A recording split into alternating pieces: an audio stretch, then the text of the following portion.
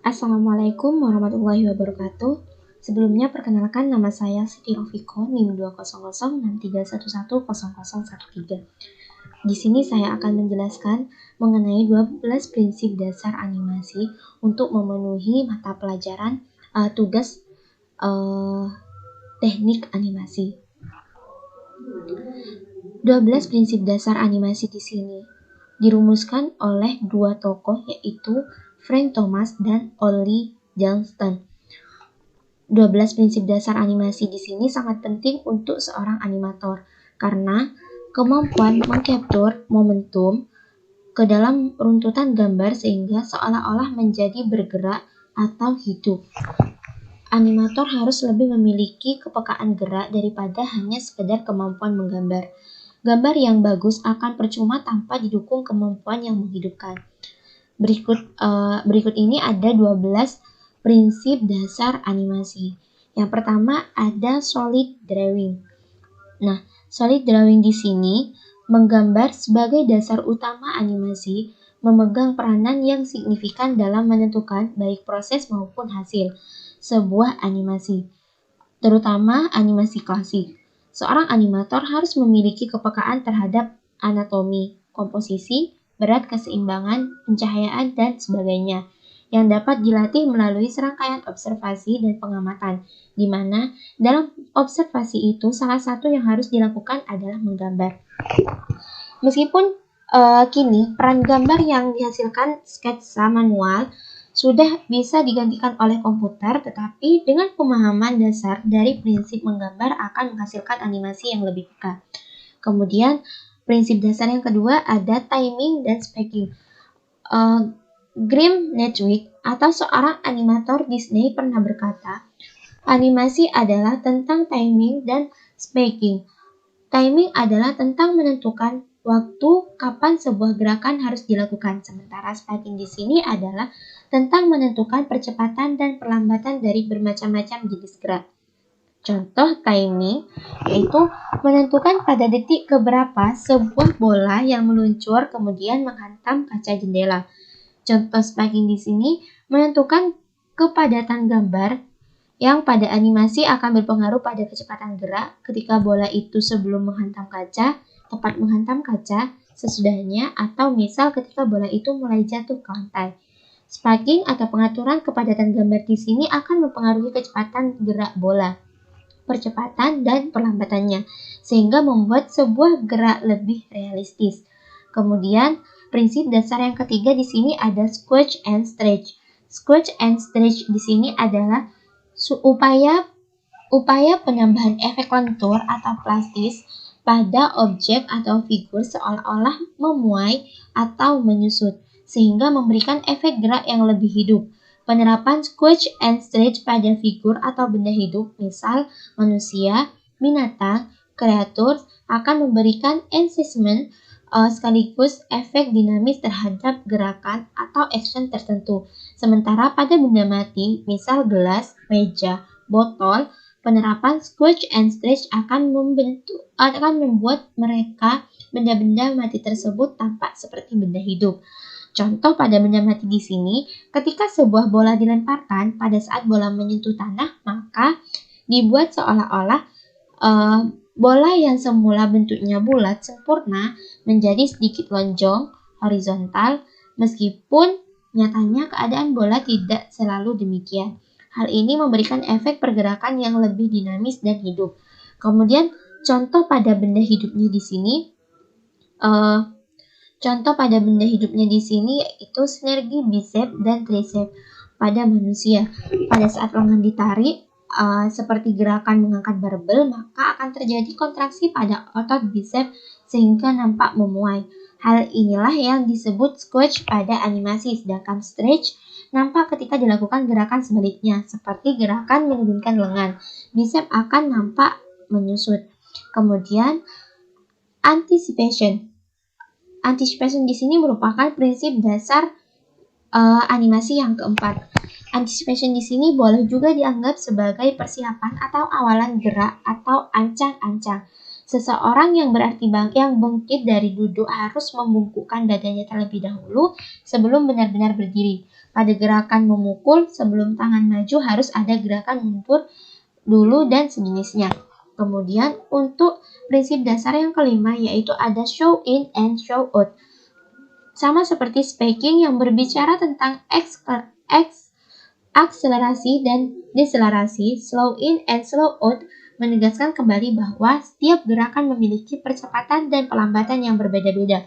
Slow in ini terjadi jika sebuah gerakan diawali secara lambat kemudian menjadi cepat.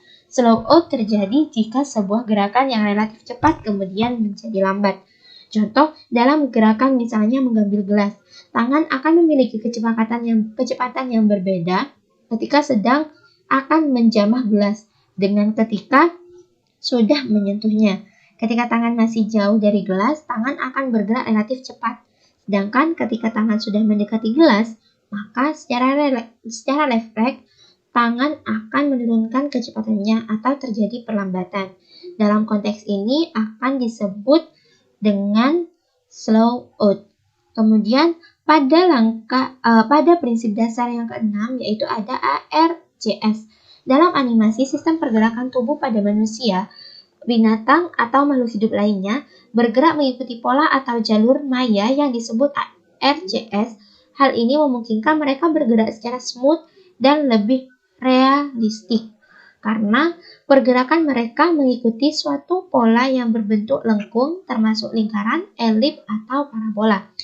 Pola gerak semacam inilah yang tidak dimiliki oleh sistem pergerakan mekanik robotik yang cenderung patah-patah.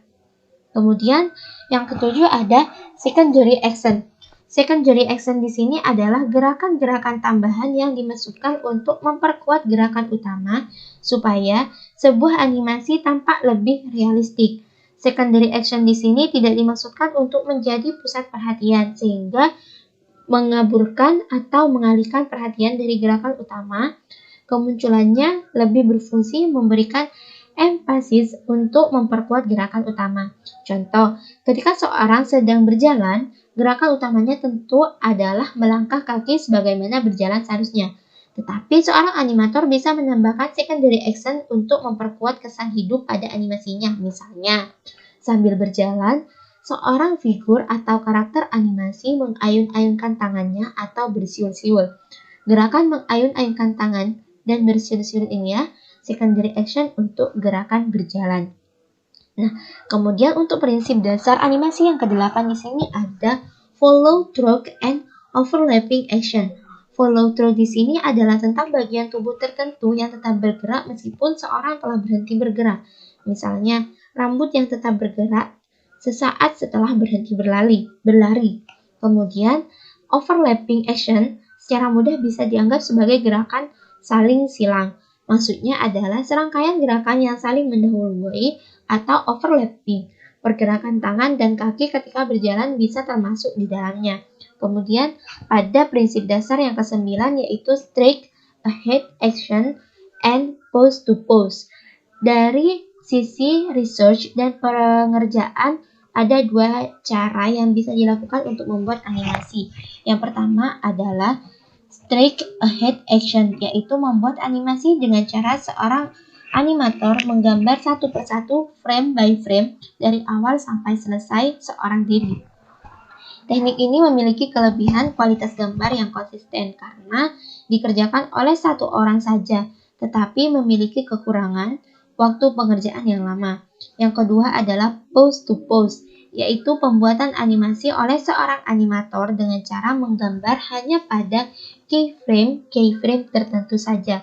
Selanjutnya, in between atau interval antar keyframe digambar atau dilanjutkan oleh asisten atau animator lain. Cara yang kedua ini lebih cocok diterapkan dalam industri karena memiliki kelebihan waktu pengerjaan yang relatif lebih cepat karena melibatkan lebih banyak sumber daya. Kemudian yang ke-10 yaitu ada staging. Seperti halnya yang dikenal dalam film atau teater, staging dalam animasi juga meliputi bagaimana lingkungan dibuat untuk mendukung suasana atau mood yang ingin dicapai dalam sebagian atau keseluruhan scan. Kemudian pada prinsip dasar yang ke-11 di sini ada appeal Appeal di sini yaitu berkaitan dengan keseluruhan look atau gaya visual dalam animasi, sebagaimana gambar yang menelurkan banyak gaya animasi dan beranimasi juga memiliki gaya yang sangat beragam. Sebagai contoh, Anda tentu bisa mengidentifikasi gaya animasi buatan Jepang dengan hanya melibatkan sekilas. Anda juga bisa melihat kekhasan animasi buatan Disney atau DreamWorks. Hal ini karena mereka memiliki appeal atau gaya tertentu. Ada juga yang berpendapat bahwa appeal tentang penokohan berkolerasi dengan karisma seorang tokoh atau karakter dalam animasi. Jadi, meskipun tokoh utama dari sebuah animasi adalah monster, demit, siluman, atau karakter jelek lainnya, tetapi tetap bisa appealing. Kemudian, pada prinsip dasar animasi yang terakhir atau yang ke-12 yaitu exaggeration. Exaggeration di sini adalah upaya untuk mendramatisir sebuah animasi dalam bentuk rekayasa gambar yang bersifat hiperbolis, dibuat untuk menampilkan ekstremitas, ekspresi tertentu, dan lazimnya dibuat secara komedik.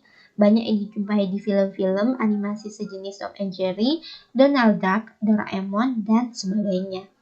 Mungkin cuma itu penjelasan mengenai 12 prinsip dasar animasi. Semoga apa yang saya jelaskan tadi bermanfaat. Kurang lebihnya saya mohon maaf. Akhirul kalam, wassalamualaikum warahmatullahi wabarakatuh.